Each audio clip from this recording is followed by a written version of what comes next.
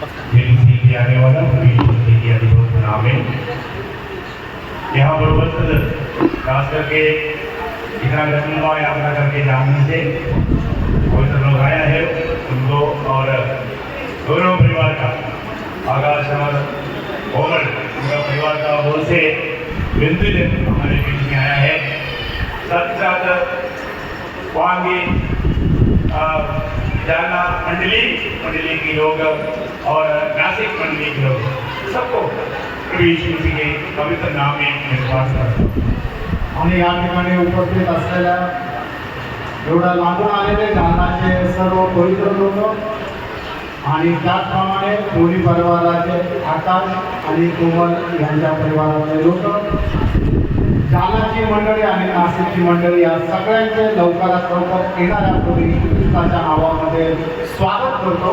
आपको मालूम है कि मनुष्य का जीवन में सबसे बड़ा एक आनंद का दिन है क्योंकि शादी का दिन। आणि मनुष्याच्या जीवनामध्ये सर्वात मोठा आनंदाचा दिवस आहे तो म्हणजे लग्नाचा दिवस। लेकिन मनुष्य का निर्णय में सबसे पहला बात उदाता है आणि मनुष्याच्या निर्णयामध्ये सगळ्यात पहिली गोष्ट त्याच्या कारणाची आहे। प्रवीण मसीह ने मती उदा 16 अध्याय का 24 वचन में कहा एक मन में सारा संसार को भी कमा लिया परंतु आत्मा को मत किया उन्हें क्या लाभ। आणि मग ते त्याचा 16 अध्याय आणि त्याच्या 26 वचनामध्ये प्रभू येशू ख्रिस्ताने अशा प्रकारे म्हटलं की मनुष्याने सर्व जगाला प्राप्त केलं पण त्याने त्याचा आत्माचा जर नाश केला तर त्याला काय उपयोग। तो सबसे बड़ी बात है अपना आत्मा का उद्धार। आणि सगळ्यात मोठी गोष्ट हीच आहे की आपल्या आत्म्याचं तारण। आज भी हमें सुनने वालों में जिसका हमें उद्धार नहीं हुआ तो मैं आग्रह करता हूँ आप जरूर उद्धार का को पास यहाँ से होंगे। आणि आजही आम्हाला ऐकणाऱ्यांपैकी जर कुणाचं कारण नाही झालेलं आहे तर माझी अशी खूप आग्रहाची इच्छा आहे की त्यांनी तारण प्राप्त करून या ठिकाणी जावे। बहुत कुछ बोलने का इच्छा है लेकिन मुझे मालूम है हमें जो 2008 में प्रयास चाहिए था अभी 9:15 से ऊपर हो गया तो समय हमारे पास बहुत ही कम है। आणि खूप काही बोलायचं होतं पण वेळ खूप कमी असल्या कारणाने कारण आपल्याला प्रचार जो आहे तो 8 वाजता सुरू होणार होता आणि आता 8:15 वाजून गेलेले आणि वेळेची खूप आपल्याकडे कमतरता आहे। तो भी मुझे मालूम है यहाँ पर जो भक्त लोग हैं उनको खाना पीने से बढ़कर के उनका वजन का भाव तो है। आणि तरी सुद्धा मला माहिती की या ठिकाणी जे पवित्र लोक जमलेले आहेत त्यांना खाण्यापिण्यापेक्षा देवाच्या वचनाची तहान भूक आहे। बिजली ज़्यादा आउटलाइन ना देखते हुए आपको शॉर्ट में छोटा सा बात मैं कहना चाहूँगा। आणि खूप जास्त रूपरेषा न सांगता थोडक्यामध्ये देवाच्या वचनाकडे आपण जाऊया। क्योंकि आकाश और कोमल को प्रभु ने जोड़ा आणि आकाश आणि कोमल या दोघांना प्रभूने जोडलं और जो शादी के दिन यहाँ से बहुत से लोग मानव नहीं पहुँच सका आणि लग्नाच्या दिवशी पुष्कळ लोक इथून त्या लग्नाला नाही पोहोचू शकले तो उनकी बड़ी एक कार्य यहाँ पर है। आणि त्यांच्या संबंधाने या ठिकाणी हे रिसेप्शनचा सोहळा आयोजित करण्यात आला आहे। हम लोग ने आमंत्रण सुन करके मान करके यहाँ पर आया उसके लिए बहुत धन्यवाद देता हूँ। आणि त्यांचं निमंत्रण ऐकून तुम्ही या ठिकाणी उपस्थित झाले म्हणून तुमच्या सगळ्यांचा मी आभार आहे। और एक बार प्रवीण मसीह के नाम से आपको मैं वंदना देता हूँ। आणि पुन्हा एकदा प्रभू येशू ख्रिस्ताच्या नावामध्ये तुम्हाला ख्रिस्ती अभिवादन करतो। तो मैंने आपको कहा कि मनुष्य का जीवन की निर्णय में सबसे बड़ा निर्णय उद्धार का निर्णय है। आणि मनुष्याच्या जीवनाच्या निर्णयामध्ये मी तुम्हाला आता सांगितलं की सगळ्यात महत्त्वपूर्ण निर्णय म्हणजे तारणाचा निर्णय आहे। और दूसरा निर्णय उनका विवाह का या शादी का निर्णय है। आणि दुसरा जो निर्णय आहे तो त्याच्या लग्नाचा निर्णय आहे। हम इस बात को ध्यान रखें। आपण एका गोष्टीला जाणायचं शादी एक सही चुनौती में अगर नहीं किया आणि लग्न जे आहे ते योग्य निवडीमध्ये नाही केलं तर फिर वो जिंदगी नरक बन जाएगी। आणि मग ते आयुष्य नरक होऊन जाईल। मेरा शादी अगर आप सही निर्णय में किया है तो आपका पारिवारिक जीवन स्वर्ग का बन जाएगा। आणि मग योग्य निर्णयामध्ये तुम्ही जर लग्न केलेलं आहे तर तुमचं जीवन जे आहे ते स्वर्गीय होऊन जाईल। और इसलिए जब शादी के समय आता है चुनौती करने के समय में हमें बहुत ध्यान देना चाहिए। आणि लग्नाची वेळ ज्या वेळेला येते त्या वेळेला निवड करण्यासंबंधाने खूप आपण व्यवस्थितरित्या ती निवड करायला पाहिजे। उनके वजह में एक विश्वास ही कैसा शादी करना चाहिए। आणि तेव्हा त्या वचनामध्ये आपल्याला सांगितलं की एका विश्वासणाऱ्याने कशा प्रकारे लग्न करायला पाहिजे। एक विश्वासी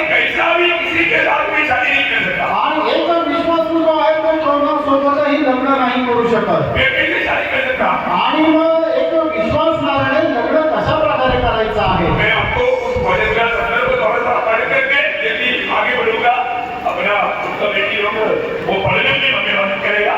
दूसरे कोई पीछे अध्याय उसका 14 और 15 हो.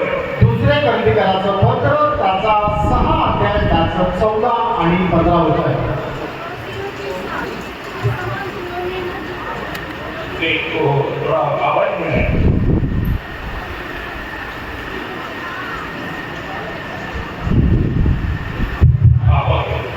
अविश्वासियों के साथ असमान जोड़ने न जीतो, लेकिन धार्मिकता और अधर्म का क्या मेलजोल, या ज्योति और अंधकार की क्या संगति, और मसीह का बलिदान के साथ क्या लगाव, या विश्वासी के साथ अविश्वासी का क्या नाता। अभी आप देखो कई सवाल है, उसके जवाब कोई नाता नहीं. मतलब अविश्वासी के साथ विश्वासी का कोई नाता नहीं. आणि अविश्वासणाऱ्याचे विश्वासासोबत काही संबंध नाही. बहुत बात विस्तार से पहले के वक्त नहीं मैं इतना शॉर्ट में बोलता हूँ. एक विश्वासी से ही शादी कर सकता. आणि एक विश्वासू जो आहे तो विश्वासणाऱ्यासोबतच लग्न करेल. है ना. मतलब आगाज के जीवन में और उनको दुनिया में ऐसा बहुत से लोग हैं उनको चाहा लेकिन उन्होंने ऐसे लोगों को नहीं किया. उन्होंने विश्वासी और वो भी एक सच्चा अनकुमारी का जीवन बिताने वाला एक विश्वासी को ढूंढा और प्रभु ने उसको दिया. प्रभु ने उनको मिलाया. उन्होंने आज क्या देखा. आणि आताच्या जीवनामध्ये अशा प्रकारे जैविक रीतीने पुष्कळ प्रकारे लग्न करू शकला असता पण त्याने आपल्या जीवनामध्ये एक विश्वासणारी जी आहे तिलाच शोधलं. आणि एवढंच नाहीये विश्वासणारी तर एक अलिप्तपणाचं वेगळेपणाचं जीवन जगणारी जी स्त्री आहे त्याने तिची निवड केली. अभी वो बरोबर पत्नी है. वो पति और पत्नी है. आणि ते वर आणि वधू आहे ते नवरा आणि बायको आहे. तो देर में प्रभु रात में जाना में घोषणा भी कर दिया. आणि मग त्या 18 जूनच्या दिवशी प्रभूच्या दासाने ती घोषणा सुद्धा केली. तो आज ने उनको नहीं जोड़ा. प्रभु ने जोड़ा. आणि प्रभूच्या दासाने त्यांना नाही जोडलं तर प्रभूने जोडलं. सिर्फ मनुष्य अपनी इच्छा के अनुसार तोड़ भी नहीं सकता. आणि म्हणूनच मनुष्य आपल्या इच्छेच्या अनुसार ते तोडू पण शकत नाही. भगवान में आज जो शादी है उसका महत्व लोगों को मालूम नहीं. इसलिए मैं वो एक शब्द पढ़ना चाहूंगा. मत्ती 19 अध्याय का 6 वचन. मग ते त्याचा 19 अध्याय त्याचं 6 वचन.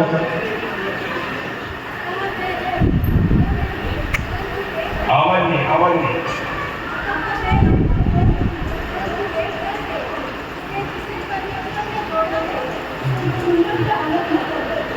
तो यहाँ पर परमेश्वर ने जोड़ा है. मनुष्य उसको अलग ना करे. ज्याला देवाने जोडलेला आहे त्याला मनुष्याने वेगळं करू नये. भगवान में स्वर्ग बहुत ही आनंददायक जगह है. आणि स्वर्ग खूप आनंददायक अशी जागा आहे.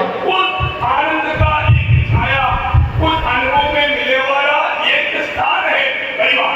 आणि मग स्वर्ग आनंदाची एक छाया म्हटलं म्हणजे पारिवारिक जीवन आहे. और वो परिवार अगर सही चुनौती से सही रीति में नहीं बढ़ेगा तो उस आनंद को अनुभव नहीं कर पाएगा. आणि मग तो परिवार योग्य प्रकारे जर वागला नाही तर मग तो स्वर्गीय आनंद ते आपल्या पारिवारिक जीवनामध्ये अनुभव नाही करू शकणार. मसीह और मंडली के साथ का नाता है पति और पत्नी का नाता. आणि ख्रिस्त आणि मंडळी यांचे जे संबंध आहे ते आहे नवरा बायकोचे संबंध.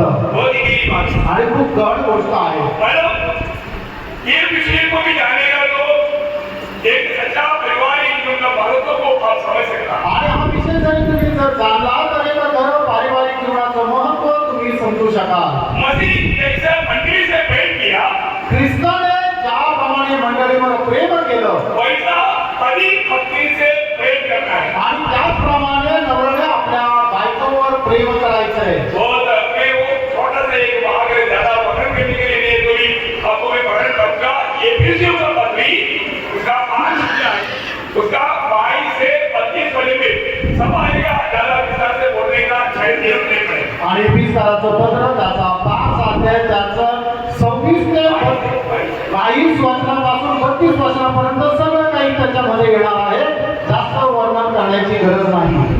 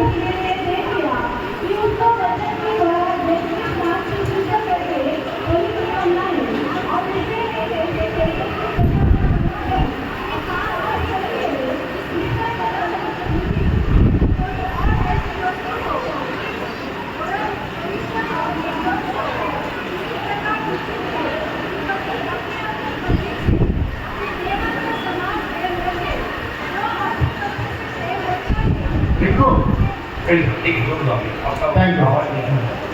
हे पत्नियों, अपने अपने पति के ऐसे अधीन रहो जैसे प्रभु के, क्योंकि पति पत्नी का सिर है और जैसे कि मसीह कलीसिया का सिर है वह और स्वयं देह का उद्धार करता है।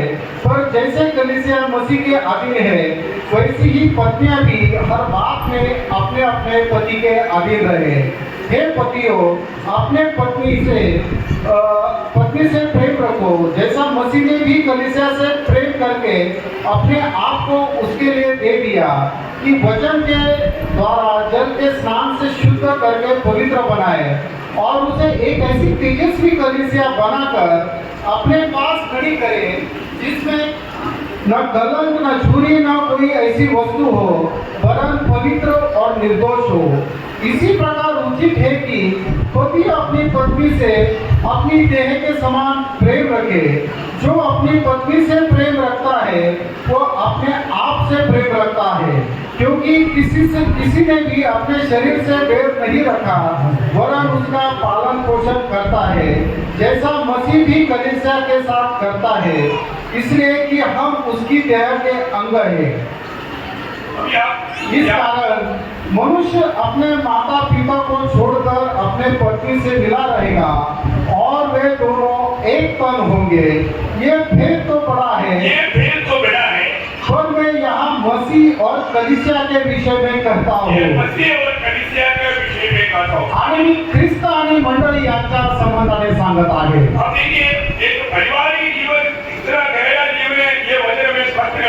एक पारिवारिक जीवन एवढं गहन जीवन आहे, देवाचं वचन आपल्याला या ठिकाणी स्पष्ट करत आहे। मसीह और मंडली के जो कार्य है उसके अनुसार एक पारिवारिक जीवन में आए हुए व्यक्ति को पत्नी को उस विधि में प्रेम करे जो मंडली से प्रभु ने प्रेम किया। आणि ज्याप्रमाणे प्रभू येशू ख्रिस्ताने मंडळीवर प्रेम केलं त्याप्रमाणे एक नवऱ्याने आपल्या बायकोवर प्रेम करायचं आहे। साथ ही साथ मंडली कैसे मसीह की अधीन रहता ऐसा पत्नी भी पति की अधीन रहे। आणि त्याच्या सोबतच बायको ज्याप्रमाणे मंडळी ख्रिस्ताच्या अधीन राहते त्याप्रमाणे बायकोने पण आपल्या नवऱ्याच्या अधीन राहायचं आहे। आणि पुन्हा एकदा त्याचं 22 ते 24 वचन लक्षपूर्वक ऐका। हे पत्नियों, अपने अपने पति के ऐसे अधीन रहो जैसे प्रभु के। जैसे मतलब एक पत्नियों के लिए विशेष यहाँ पर वचन जाता है तुम पत्नी कैसे करना जैसे मंडली यीशु मसीह के अधीन रहता वैसे तुम अधीन रहना। आणि या ठिकाणी ज्या बायका त्यांना सांगण्यात आलेलं आहे की ज्याप्रमाणे मंडळी ख्रिस्ताच्या अधीन राहते त्याप्रमाणे तुम्ही आपल्या नवऱ्याच्या अधीन राहा। क्योंकि पति पत्नी का सिर है, जैसे कि मसीह कलीसिया का सिर है और स्वयं ही देह का उद्धार करता है। देखिए मतलब यहाँ पर विषय आपको जानना अपने और जैसे कलीसिया मसीह के अधीन है वैसी ही पत्नियां भी हर बात में अपने अपने पति के अधीन रहे। मतलब पत्नियां हर बात में अधीन करवाने ना पड़े अधीन रहे। आणि नवऱ्याला आपल्या बायकोला आपल्या अधीन करण्याची गरज नाही पडायला पाहिजे, तर बायकोने अगोदरच आपल्या नवऱ्याच्या अधीन राहायचंय। परमेश्वर ने परिवार को बहुत बड़ा सम्मान किया आणि देवाने मनुष्याचा खूप मोठा सन्मान केला। परिवार को परमेश्वर ने स्थापना किया इसलिए उसका सबसे बड़ा महत्व है। आणि परिवाराची स्थापना स्वतः परमेश्वराने केले म्हणूनच त्याला खूप महत्व आहे। दुनिया का सबसे बड़ा संबंध एक पति पत्नी का संबंध है आणि जगामध्ये असणारा सर्वात मोठा संबंध एक नवरा बायकोचा संबंध आहे। ये बात अभी हमें एक दूसरे को जिस रीति में हमें समझना चाहिए ये बात बयान करता है। आणि आपण एकमेकांना कशा प्रकारे समजायला पाहिजे ही गोष्ट बायबल आपल्याला सांगते। हम एक दूसरे को नहीं समझेगा तो वो पारिवारिक जीवन एक विजयी जीवन नहीं रहेगा। आणि आपण एकमेकांना समजून नाही घेतलं तर ते पारिवारिक जीवन एक विजयी जीवन नाही राहणार। हमारे जो विवाह शादी उसका अर्थ आपको समझता होगा। आणि लग्न याचा अर्थ तुम्हाला समजत असेल आपस में बोल रहा है। आणि आपसामध्ये एकमेकाचा भार उचलणं अभी तक अकेला अकेला बोल रहा है आणि आतापर्यंत एकटा एकटा भार उचलला और तो अभी एक दूसरे को मिलकर के बोल रहा है। आणि आता एकमेकांना मिळून भार उचलायचा आहे हम किसी प्रकार भी अपना बोझ हम नहीं ले सकता। आणि आपण कुणीही आपला स्वतःचा ओझं नाही उचलू शकत फिर क्या कर सकता? आणि मग काय करू शकतो हमारा बोझ हम प्रभु पर डाल दें। आणि आपण आपलं ओझं प्रभूवर टाकतो हमारा तो 5:7 में लिखा है आणि पहिले पेत्र 5 अध्यायाच्या 7 वचनामध्ये लिहिलेलं आहे हमारा बोझ प्रभु पर डाल दें। आणि तुम्ही आपलं ओझं प्रभूवर टाका क्यों? एक बात यहाँ जानना है। आणि एक गोष्ट या ठिकाणी आपल्याला जाणायची आहे गनीमत की जो शादी होने के बाद में उन लोगों को एक सच्चा पावरिक अनुभव के बाद आ जाता है। आणि लग्न झाल्यानंतर त्या ठिकाणी सुद्धा एक वेगळेपणाची गोष्ट येते मेरा उत्पत्ति का दूसरा अध्याय का 24 वचन। उत्पत्तीचं पुस्तक त्याचा 2रा अध्याय आणि त्याचं 24 वचन इस कारण पुरुष अपने माता पिता को छोड़कर हाँ। अपनी पत्नी से मिला रहेगा। देखिए अभी यहाँ पर ये आज्ञा लेने के समय में उनका माँ बाप था क्या? आणि या ठिकाणी ती परमेश्वराने ज्या वेळेला ही आज्ञा दिली त्या वेळेला आदाम आणि हव्वा यांचे आई वडील होते का नहीं होता। नव्हते अभी भी भविष्य में होने वाला पारिवारिक जीवन में आने वाला विपत्ति से बचने के लिए प्रभु ने वहाँ पर एक वचन दिया। आणि पारिवारिक जीवनामध्ये येणाऱ्या त्या समस्या आहेत, त्याच्यापासून वाचण्याकरता या ठिकाणी देवाने एक वचन दिलं मतलब अरे अपनी माँ बाप से अलग रहे। आणि नवरा बायको जे आहे ते आई वडिलांपासून वेगळे राहावं वहाँ पर क्या बराबर को करना? इस कारण पुरुष अपने माता पिता को छोड़कर माता पिता को छोड़कर अभी उनको छोड़ना है। आणि आई वडिलांना सोडायचंय अगर उनको छोड़ने का अर्थ क्या है? आणि त्यांना सोडणं याचा अर्थ काय आहे उनका देखभाल नहीं करना ऐसा नहीं। आणि त्यांचं पालन पोषण नाही करायचं त्यांची काळजी नाही घ्यायची असं नाही जो उनका पहले जो आश्रय लेता था वो आश्रय आगे को ना ले। आणि जे त्यांच्या आश्रयामध्ये आपण जीवन जगत होतो आता याच्या पुढे त्यांचा आश्रय घ्यायचा नाहीये उस आश्रय का जो संबंध है वो अभी वहाँ पर टूट गया। आणि तो आश्रयाचा जो संबंध आहे तो आता तिथे तुटला तो हमें बात को इसलिए परिवार परमेश्वर का महान योजना है। जब परमेश्वर ने सारे जगत को पानी से नष्ट करने के टाइम में भी प्रभु ने एक परिवार को बचा कर रखा। आणि प्रभूने ज्या वेळेला या जगाचा नाश पाण्याच्या द्वारे केला त्यावेळेला सुद्धा एका परिवाराला परमेश्वराने वाचवलं अब हमारे नोह का परिवार आणि आपल्याला ठाऊक आहे नोहाचा परिवार मैं उत्पत्ति उसका 7 अध्याय उसका पहला वचन में हम देखता है। आणि उत्पत्ती त्याचा 7 अध्याय आणि त्याच्या पहिल्या वचनामध्ये आपण अशा प्रकारे वाचतो तब यहोवा ने नूह से कहा, तू अपने सारे घराने समेत जहाज में जा। देखा तुम अपने घराने समेत जहाज में जाओ। आणि तो आपल्या घराण्यासह जहाजामध्ये जा सारा दुनिया में सारे मानव को नष्ट करने के समय में भी प्रभु ने एक परिवार को बचा कर रखा। आणि समग्र जगामधल्या सर्व मनुष्य जातीला नष्ट केल्यानंतर सुद्धा परमेश्वराने एका परिवाराला वाचवलं मतलब परमेश्वर का योजना परिवार की द्वारा है। आणि देवाची योजना परिवाराच्या द्वारे आहे भगवान में एक समाज का मूल पात्र एक परिवार है। आणि एका समाजाची मूळ गोष्ट एक परिवार आहे एक मंदिर का भी मूल पात्र एक परिवार है। आणि एका मंडळीची सुद्धा मूळ गोष्ट एक परिवार आहे अगर उस व्यक्ति का पारिवारिक जीवन ठीक नहीं है तो वो मंदिरी जीवन में भी सही नहीं रह सकता। आणि मग त्या परिवाराची त्या व्यक्तीची जर अवस्था जर बरोबर नाहीये तर मग तो पारिवारिक जीवनामध्ये सुद्धा योग्य प्रकारे जीवन नाही जगू शकणार एक मनुष्य का पारिवारिक जीवन में आया हुआ स्वभाव उनका हर जगह पर वो जहाँ पर कार्य करता है वहाँ पर सब डेवलप हो जाएगा। आणि एक मनुष्याच्या पारिवारिक जीवनामध्ये आलेला जो स्वभाव आहे तो जिथे जिथे जातो तिथे तिथे त्याचा परिणाम होतो वो अगर काम करता है आणि तो जर काम करतो तर और आप सोचो एक परिवार में अगर एक शांति का वातावरण नहीं है मतलब अगर वो कोई बॉस है अगर वो बॉस मतलब पत्नी से झगड़ा करके कंपनी में जाएगा तो उस दिन सबसे हो जाएगा। आणि एक समजा बॉस आहे तो जर घरामध्ये बायकोशी भांडण करून कामावर गेला तर मग तिथे गेल्यानंतर मग तो सगळ्यांची भांडणच करेल वो क्योंकि अभी वो पत्नी के साथ का गुस्सा निकालने के लिए उसके सामने वो हंस रहा है तो उसके सामने आए वो सबके साथ वैसे ही काम करेगा। आणि बायकोसोबत झालेलं ते भांडण आहे त्याचा राग बाहेर काढण्याकरता त्याच्यासोबत असणारे जे त्याचे सहकार्य तो राग त्यांच्यावर तो काढेल अभी ये बात मैं बहुत खूप चांगल्या प्रकारे अनुभव केलेले आहे. जब आप आर्मी में जब अगर सीओ जब आता है उसके चेहरे से मालूम पड़ता आज वो पति से जरूर झगड़ा करके आया. आणि सीओ ज्यावेळेला येतो त्याच्या चेहऱ्याकडे बघून समजतं की तो आपल्या बायकोशी आज भांडण करून आलाय. वो किसी कारण से किसी सिपाही को अपने काम के लिए बुलाएगा उससे वो सावधानी से कभी बात नहीं करेगा.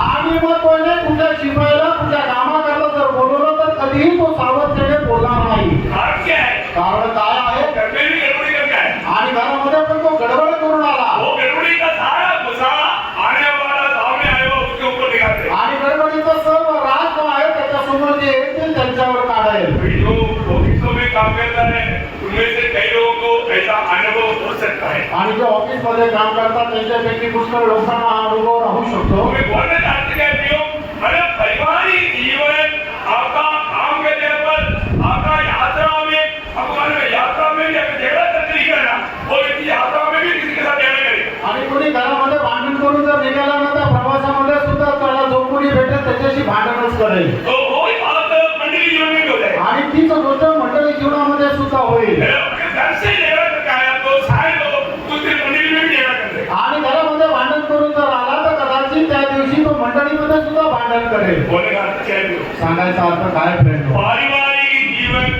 मानव बहुत खास जीवन है. आणि पारिवारिक जीवन जे आहे ते खूप खास असं जीवन आहे. पारिवारिक जीवन को हम बदल नहीं सकता. आणि पारिवारिक जीवनाला आपण बदलू शकत नाही. कोई भी प्रकार का कमी पाया गया तो हम उसको बदल नहीं सकते. आणि कुठल्याही प्रकारे कमतरता जर राहिली तर ती आपण बदलू शकत नाही. बाकी हर एक बातों में हम आदमी को बदल सकता.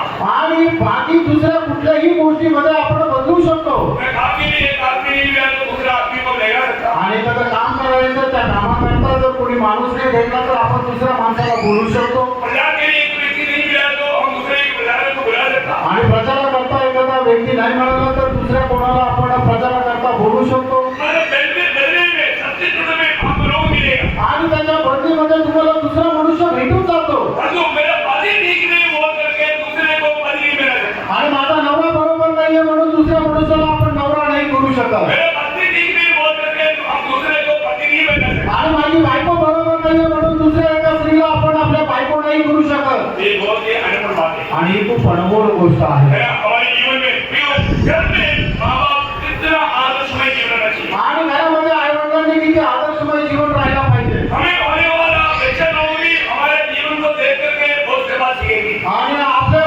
जीवन बघून आपले मुलं सुद्धा आपल्यापासून शिकतात. हमें तुमने बच्चों को क्यों दिया? आणि प्रभूने आपल्या मुलांना का दिलं? आज मंडली में एक डेडिकेशन सर्विस की था. आणि आज मंडळीमध्ये एक समर्पणाची सेवा सुद्धा होती. तो उसमें हमने माँ बाप का कर्तव्य के बारे में सिखाया. आणि त्या ठिकाणी आई वडिलांची काय काय कर्तव्य त्याच्या संबंधाने शिकवलं. यहाँ पर भी अभी शादी हो चुका है. अभी कुछ समय के बाद में प्रभु सम्मान करके बच्चा लेंगे. उस समय में उनका बारे में ख्याल करना. आणि मग प्रभू तुमचा सन्मान करून ज्या वेळेला तुम्हाला मुलबाळ देईल त्या वेळेला तुम्ही काय करायचं आहे. मतलब बच्चों को प्रभु ने क्यों हमें दिया? आणि प्रभूने मुलांना आपल्याला का दिलं? कितने मामला वो बात को जानता है. आणि किती आई वडील त्या गोष्टीला जाणतात. प्रभु ने हमें बच्चा क्यों दिया? आणि प्रभूने आपल्याला मुलं का दिली. आज हम लोग अपनी अपनी इच्छा में बच्चों को doctor banana, engineer banana, professor banana ऐसा दुनियादारी की बातों में सोचता. आणि लोक काय विचार करतात माझा मुलगा मोठा झाल्यानंतर त्याला डॉक्टर इंजिनियर किंवा अजून कुठला तरी मोठ्या पदावर त्याला बनवायचा असा विचार करतात. परंतु परमेश्वर ने बच्चों को हमें किस लिए दिया? आणि देवाने मुलांना आपल्याला का दिलं. एक नहीं बिल्कुल है. मैं एक दो वजह आपको बताता हूँ. आणि 2 वचन मी तुम्हाला वाचायला सांगतो. हेल की नबी किताब 16 अध्याय का 20 वचन. आणि एजेकियल त्याचा 16 अध्याय आणि त्याचं 20 वचन. फिर तूने अपने पुत्र पुत्रियां लेकर जिन्हें तूने मेरे लिए जन्म दिया. देखो तूने मेरे लिए जन्म दिया.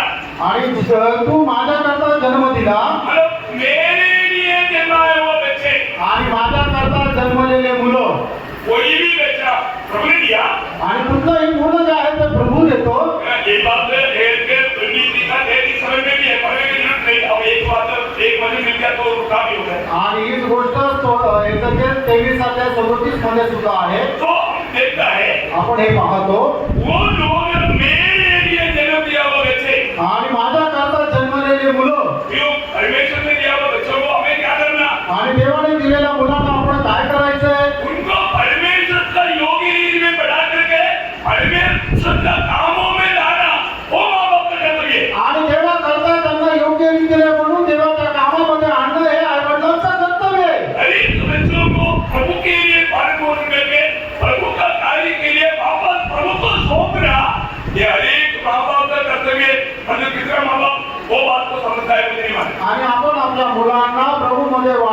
प्रभूच्या कामामध्ये सोपवायचं आहे, पण ही किती आई वडिलांना ही गोष्ट माहीत आहे. तो इसलिए हमारा जीवन में पारिवारिक जीवन में आने के बाद आणि पारिवारिक जीवनामध्ये आल्यानंतर मेरा हमें अपने को प्रभु ने दिया हुआ उस साथीदार, उस सहयोगी, उसको हमें समझना नहीं पाते. आणि प्रभूमध्ये आल्यानंतर आपल्याला जो प्रभूने सहयोगी दिलेला आहे त्याला आपण समजायचं आहे. प्रभु ने मतलब आगाज के लिए सबसे अच्छा सहयोगी दिया है.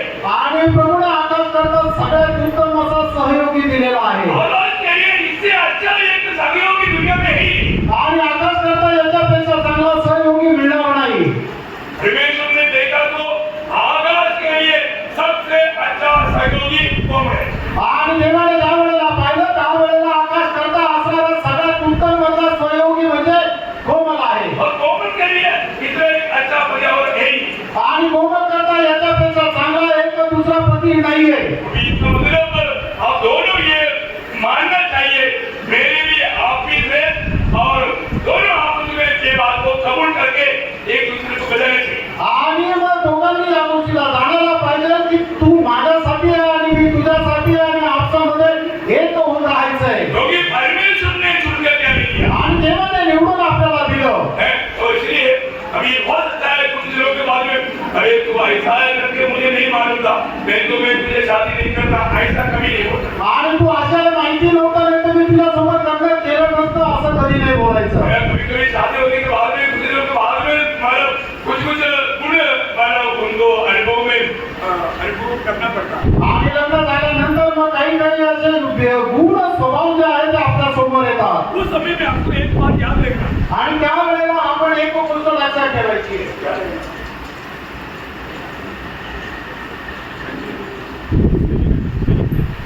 हमको क्या है आप याद रखना भाइयों.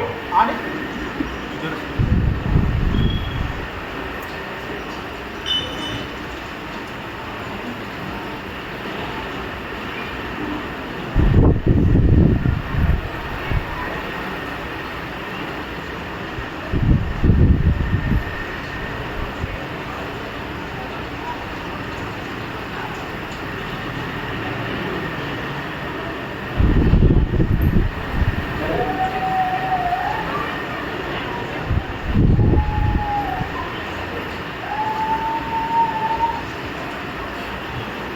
जरूर हमारे जीवन में आपस में देखने के टाइम पर एक दूसरे में बहुत से कमी दिखाई देगा. आणि निश्चितच आपण एकमेकाला पाहिल्यानंतर आपल्या एकमेकांमध्ये पुष्कळ प्रकारच्या उणीवा आपल्याला पाहायला भेटतील. तो प्रभु के लोग हमेशा प्रभु के वचन के सहारे रहना.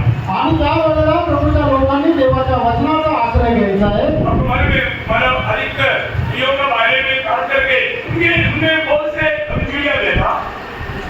आणि आपण पाहतो की पुष्कळ प्रकारच्या कमतरता आपल्याला लोकांमध्ये पाहायला मिळतात. पत्नी भी रहती. आणि जर स्त्रियांसंबंधाने पाहायचं झालं तर त्यांच्या जीवनामध्ये पुष्कळ प्रकारच्या कमतरता आपल्याला पाहायला मिळतात. अब हमें क्या करना है. आणि मग आपण पुरुष जे आहेत त्यांनी काय करायचं आहे भले हमसे क्या करता. आणि देवाचं वचन आपल्याला काय सांगतं. पहला पत्रोस तीसरा अध्याय तो 7 वचन में लिखा है. आणि पहिले पेत्र 3 अध्याय आणि त्याच्या 7 वचनामध्ये लिहिलेलं आहे. कैसे है पतियों, तुम भी बुद्धिमानी से पतियों के साथ जीवन निर्वाह करो और स्त्री को निर्बल पात्र जानकर उसका आदर करो, यह समझकर कि हम दोनों जीवन के वरदान के जारी से जिससे तुम्हारी प्रार्थनाएं रुक न जाए. देखिए यहाँ पर स्त्री जन व्यक्ति में मात्र जान करके हमें क्या करना है, उसको सहना है और उसको त्यागना है. आणि स्त्री जी आहे ती बलहीन पात्र असल्या कारणाने तिचं आपण सहन करायचं आणि तिचा त्याग नाही करायचा. क्या कोई भी अवस्था में हमारे दिल में उनके लिए बहुत बड़े स्थान चाहिए. आणि कुठल्या पण अवस्थेमध्ये आपल्या हृदयामध्ये आपल्या बायको करता एक स्थान राहिला पाहिजे. खास करके हमें जानना प्रभु ने मुझको कौन सी अवस्था में ग्रहण किया.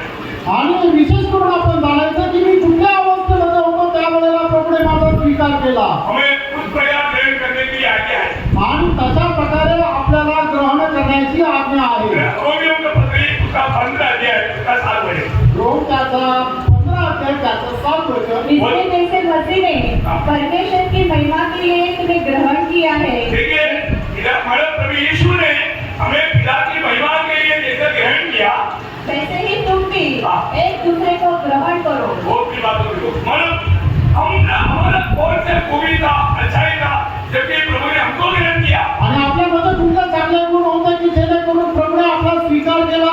हमारे में कोई भी योग्यता नहीं था। आपल्यामध्ये कुठल्याही प्रकारची योग्यता नव्हती. भारत देश के 8-10 बजे में हमारा 4 अयोग्य लिखा है। आणि रोमकराचं पत्र त्याचा 5 अध्याय त्याच्या 6, 8 आणि 10 वचनामध्ये आपल्या 4 प्रकारच्या अयोग्यता लिहिलेल्या आहेत. हम दुर्बल थे, आणि आपण निर्बल होतो, अभक्त थे, आपण अभक्त होतो, हम दुश्मन थे, आणि आपण देवाचे वैरी होतो, पापी थे। आपण पापी होतो. उस दिशा में प्रभु ने हमें प्रेम किया, हमें स्वीकार। आणि अशा अवस्थेमध्ये असताना प्रभूने आपल्यावर प्रेम केलं, आपला स्वीकार केला. वो दिल हमारा भी होना चाहिए। आणि तसं हृदय आपलं पण राहिला पाहिजे. किसी भी अवस्था में हमें अपनी पत्नी को स्वीकारने के लिए एक अच्छा दिल होना चाहिए। आणि कुठल्या पण अवस्थेमध्ये आपण आपल्या बायकोचा स्वीकार करण्याकरता एक चांगलं हृदय राहिला पाहिजे. Praise the Lord। Praise the Lord. तो मैं अभी संदेश लंबा नहीं करना चाहता क्योंकि लोगों का सबका ध्यान क्रिया का हो नहीं। आणि आता हा जो संदेश आहे तो जास्त लांब नाही करू इच्छित, कारण लोकांचं जे सगळं लक्ष जगी गोष्टीकडे आहे. राजस्थान भोजन के लिए लोग बहुत परिश्रम करता है आणि नाशवंत आणण्याकरता लोक खूप परिश्रम करतात. क्योंकि प्रभु का उपस्थिति का महत्व बहुत लोग नहीं जानते। आणि देवाच्या उपस्थितीचं महत्व पुष्कळ लोकांना ठाऊक नाही. तो इसलिए अभी मैं भजन नहीं बोलते हुए खास करके पत्नियों का खास परिवार में फूट न आने के लिए कुछ बात मैं कोमल को बताना चाहता हूँ। आणि मग परिवारी जीवनामध्ये फूट न येण्याकरता जी स्त्री आहे तिच्या काही कर्तव्य मी या ठिकाणी कोमलला सांगू इच्छितो. क्योंकि आकाश को बहुत अच्छा जानकारी है। आणि आकाशला तर खूप चांगल्या प्रकारे माहिती आहे. अभी मैं कोमल से मैं कुछ बात बताऊंगा, कोमल पे थोड़ा ध्यान देना। आणि कोमलसाठी मी काही गोष्टी सांगणार आहे, कोमलनी लक्ष द्या. सबसे नंबर 1 बात, हमेशा अच्छा रीति में वस्त्रदान करके मैंने पड़ेगा तो कोई गंदा वस्त्र बांध करके घर में भी काम नहीं करना। आणि नेहमी आपले वस्त्रधारण आहे ती खूप चांगल्या प्रकारची राहायला पाहिजे. आणि घरामध्ये असताना सुद्धा कुठल्या प्रकारचे घाणेरडी वस्त्रधारणा करून नाही राहायचं. कई बार लोग शायद किचन में काम कर रहा बोल करके ऐसे भी वस्त्र बांधता, ऐसे नहीं होना चाहिए।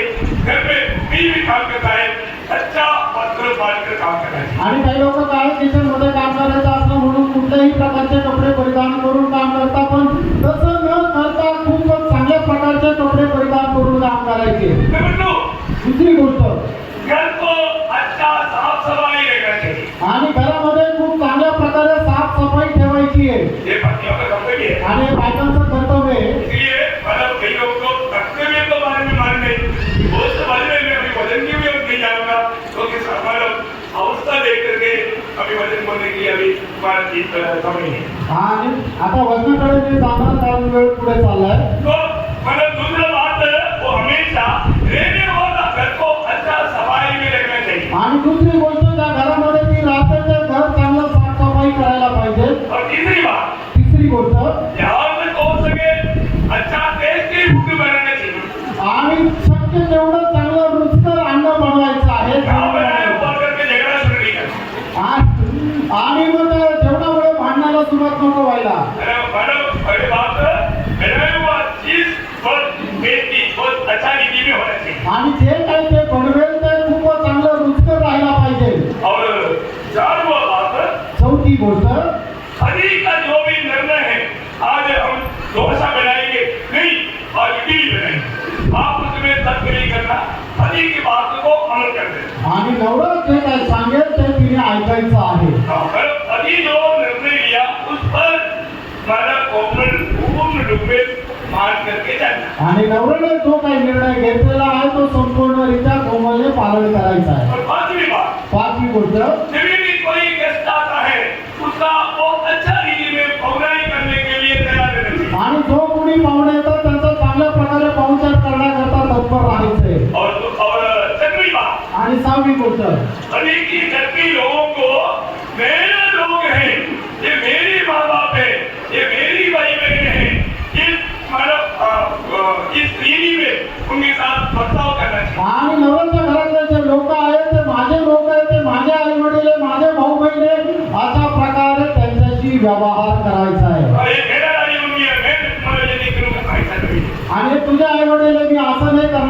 नाही करायचं. मैं उधर भी बोला अभी तू में नहीं कोई काम है आणि मी तिथे पण सांगितलं की आता तुझं आणि माझे असं नाहीये तर आपले असा शब्द वापरायचा आहे. ये दो बात पर भी बहुत ध्यान देना आखिरी एक और बात बताओ आणि सातवी अजून एक शेवटची गोष्ट सांगेल. कभी भी घर में जो कुछ नहीं होगा उसको पूरा करने के लिए उगाई जाने से आणि मग घरामध्ये ज्या गोष्टी होत नाहीये त्या गोष्टी करण्याकरता त्यांनी उपाय बनवायला पाहिजे, काही योजना आखायला पाहिजे. कैसे है मालूम है आपको आणि ते कसं आहे माहिती ना, अभी हम लोग स्त्रियों को इतना बात मालूम नहीं आणि पुष्कळ स्त्रियांना या गोष्टी माहिती नाही. अरे भले हमारा माँ लोग जब भी जीवन खाना भी बनाएगा तो उसमें से एक मुट्ठी चावल अलग एक बर्तन में डाले आणि मग माझ्या काळामध्ये माझी आई वगैरे पण ज्या वेळेला घरामध्ये भात जरी बनवायचा तर एक मुठ्ठी तांदूळ जे आहे ते बाजूला काढून ठेवायचे. जो भी रोज इस्तेमाल करने वाली चीजों से थोड़ा थोड़ा बचा कर रखेगा आणि मग दररोज वापरण्यामध्ये येणाऱ्या ज्या वस्तू आहेत त्याच्यातून थोडं थोडं बाजूला काढून ठेवेल. अभी बड़ी थोड़े हमने को सब खत्म हो गया आणि मग नवऱ्याला असं वाटेल की ते सगळं काही संपलं तो भी एक दो दिन चलेगा उसका स्टॉक है आणि तरी एक दोन दिवस चालेल एवढं ते घरामध्ये सामुग्री राहते. आइडिया आपको मिला आणि याचे तुम्हाला आयडिया मिळाली. आजकल का लोगों को ऐसा आइडिया मिलना बहुत मुश्किल की बात है आणि आजकालच्या लोकांना हे आयडिया येणं कठीण आहे. इस ईदी में परिवार में ऐसा कुछ भी नहीं ऐसा अवस्था पहले नहीं है आणि घरामध्ये काहीच नाहीये बनवायला अशी अवस्था येऊ देऊ नका. जरूर पहले मुझे मन में कॉमन उस बातों में भी जरूर सहमति है आणि मला माहिती आहे या सर्व गोष्टीमध्ये सुद्धा कोमल खूप ज्ञानी आहे, समजदार आहे आणि ती तशी करेल. क्योंकि उन्होंने ऐसे ही घर में उनका पालन किया आणि प्रभूने अशा एका घरामध्ये तिचं पालन पोषण केलं तो मैं उनको धन्यवाद देता हूँ आणि प्रभूला खूप धन्यवाद देतो. परिवार से बढ़कर के एक दुनिया में और आपस में खासकर के अधिपति से बढ़कर के दुनिया में और कोई नाता या रिश्ता नहीं आणि नवरा बायको यांचे जे संबंध आहे याच्यापेक्षा श्रेष्ठ संबंध जगामध्ये दुसरे कोणाचे नाही. अभी आज कोमल का पारिवारिक जीवन वो आरंभ होकर के 3 दिन हो गया है आणि आकाश आणि कोमल यांचा पारिवारिक जीवन सुरुवात होऊन 3 दिवस झाले जीवन भर की वो साथी है आणि ते आयुष्यभरचे सोबती आहे. वो आप दोनों तीन बात खास करके ध्यान दें आणि दोघांनी 3 गोष्टी विशेष करून लक्षात ठेवा. एक आपस में प्यार करना आणि पहिलं म्हणजे आपसामध्ये प्रेम करणं और दूसरा और एक दूसरे को क्षमा करना आणि दुसरं एकमेकाला क्षमा करणं तीसरा एक दूसरे पर विश्वास करना आणि तिसरं एकमेकावर विश्वास करणं. भगवान में क्षमा करने में कौन हमारा ज्यादा क्षमा कर सकता है आप बोलेंगे आणि क्षमा सगळ्यात जास्त कोण करतं तुम्ही कोणी सांगाल का? हमारा आदमी या औरत आणि नवरा जास्त क्षमा करणार आहे का बायको जास्त क्षमा करणारी आहे? पुरुष. पुरुष करेगा आणि पुरुष सगळ्यात जास्त क्षमा करतो. हमारे बहनों नहीं मानेगा अभी उधर से कोई लोग सुंदर है प्रियो आपको मालूम है स्त्रियों को मतलब बहुत भाले का भी कोई भी संभव है तो याद करके दिल में लेकर के काम करता तो शादी ना होना उसी दिल में छोड़ देता आणि बायका ज्या आहेत त्या वर्षानुवर्ष झालेली एखादी छोटीशी घटना ते सुद्धा त्यांच्या लक्षात राहते आणि मग थोडंसं काही कारण झालं तर ती घटना घेऊन परत ते भांडायला सुरुवात करतात. पण नवरा जे आहे ते काल झालेली एखादी गोष्ट आहे सकाळी उठल्यानंतर तो विसरून जातो एक दूसरे को प्रेम करना आणि प्रेमावर एकमेकावर प्रेम करा. अब मन में बड़ा टोल्स्टॉय उसकी पत्नी सोफिया हंसी एक दिन का जमीन में 42 फरवरी का भयंकर घटना हुई ये मतलब सोफिया के साथ झगड़े का कारण ये पति काम में रहता मन में पेड़ का तक आणि टॉल्स्टॉय आणि त्याची बायको सोफिया त्यांचं 80 एकरची जमीन आहे आणि 42 बेडरूम असलेलं एवढं मोठं त्यांचा महल आहे तरी सुद्धा त्यांच्या भांडणामुळं टॉल्स्टॉय कुठे राहतो माहितीये का? झाडाखाली. वियोग आपस में प्रेम हमेशा रखना आणि त्यांना आमच्यामध्ये प्रेम नेहमी ठेवा एक दूसरे को पक्का विश्वास करना आणि एकमेकावर निश्चितच विश्वास करा और एक दूसरे को क्षमा देना आणि एकमेकांना क्षमा करा. आपका पारिवारिक जीवन में कभी वादा आने नहीं देगा आणि तर मग प्रभू तुमच्या पारिवारिक जीवनामध्ये कधी व्यत्यय येऊ देणार नाही. ऐसा एक अच्छा निर्णय के साथ आणि असा एक चांगला निर्णय असेल इस पारिवारिक जीवन की यात्रा करने के लिए प्रभु आज्ञा मी कोमल यांना सहाय्य कर. प्रभु को महिमा मिले. प्रभूचा गौरव हो. अब ये आखिरी प्रार्थना उनका प्रिय दास का नेतृत्व करेंगे, आशीर्वाद भी करेंगे. इसके बाद आप लोग भोजन में जा सकता है तो पहुंचे.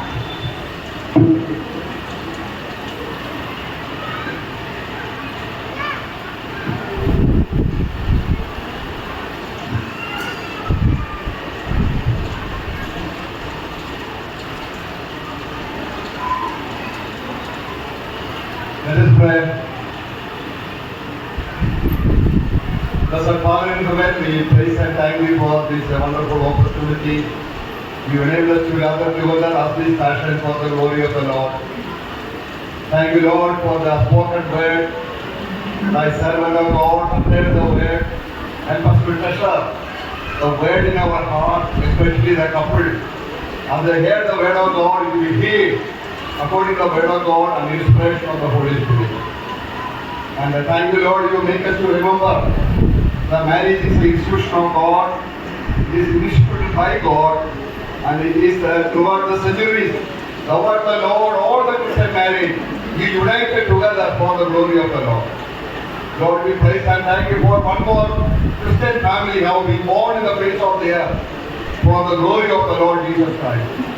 And Lord, we pray for our dear brother Agad and sister Komal, both of them have been united together and having a holy betrothal. They accepted each other and being husband and wife through the mercy of the Lord Jesus Christ. Thou art the Lord who united them in thy mystical presence. This holy matrimony will be honored in the heaven, and the earthly life of their son's life will be exhibited Christ's life in their life, Lord Jesus. We pray for our family, parents, and the relatives, friends, neighbors, everybody. Let them have a role model of his life. It will be witnessing Jesus Christ as the Savior, and he is the model and pattern for his life. And we pray for Sister Mom also having the same testimony bearing in the heart. I am a wife of my dear husband, and the head from the word of God, obedience and loving each other, and keeping the responsibility for the glory of the Lord Jesus Christ. And thank you, Lord, we are waiting for the second coming, and there will be a holy matrimony in the heavenly place, the marriage of the Lamb. There the Lamb will be appeared, and the bride and bridegroom and staying together, and 1,000 years for the glory of the Lord. Now we forgive and foretaste this marriage will be taking place very soon in the second coming. Thank you, Lord Jesus. Others and the comments, marriage now been expressing the reality of Christ's marriage, the marriage of Lamb. That is very imminent take place in the heavenly place, and we are prepared for this marriage, Lord. Thank you, Lord Jesus. This function how we glorified through the Holy Spirit for the extension of the kingdom of God and ever. Thank you, Lord. You once again blessed all the couples and the families and those who are gathered together in two parties for the church believers, and both of them we pray together. Thank you, Lord. You blessed them, and once again we absolutely surrender. And we tell you to coming, Lord is coming. Let them have a model life, a role model life for the witnessing Christ's life throughout their assembly life. Once again, Lord Jesus, absolutely surrender. And we pray for the function which is going to begin, and continually the blessing forward for the glory of the Lord. Once again, we committing ourselves, and we bring all the glory unto the name. Thank the Lord, hear our prayer. In Christ Jesus' precious name we pray. And benediction.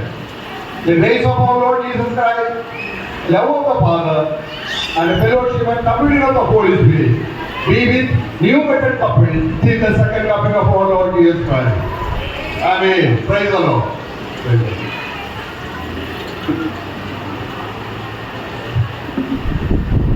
Praise the Lord.